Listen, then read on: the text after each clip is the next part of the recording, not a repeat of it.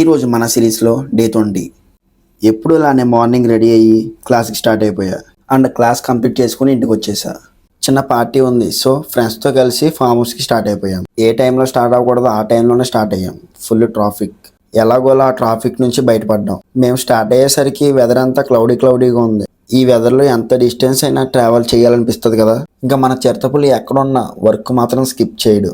మొత్తానికి సిటీ అవుట్స్కట్స్కి అయితే వచ్చేసాం మనం. ఇక్కడైతే ఫుల్ రైన్ పడింది. చికెన్ లేకపోతే పార్టీ ఉండదు కదా. ఇంకా చికెన్ షాప్ దగ్గర చికెన్ తీసుకున్నాం. చికెన్ తీసుకుని స్టార్ట్ అయిపోయాం.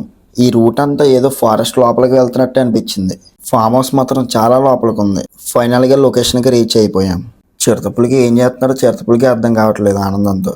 గేట్ తీ అంటే గేట్ తీయగానే లోపలికి వెళ్ళిపోతున్నాడు. ఫైనల్గా లోపలికి వచ్చేసాం. మేము వెళ్ళేసరికి కొంచెం వెలుగుంది అంతే. వెళ్ళగానే పక్కనే క్యారమ్స్ ఉన్నాయి కదా అని చెప్పి క్యారమ్స్ ఆడేసాం. పైకి వెళ్ళి వ్యూ చూద్దాం కదా అని చెప్పి పైకి వెళ్ళిపోయాం.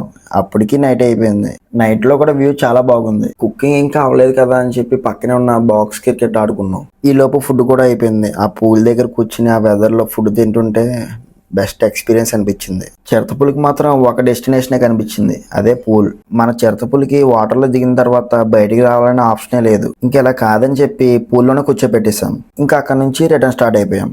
సో ఇది నా డే 20. డే 21లో మళ్ళీ కలుద్దాం.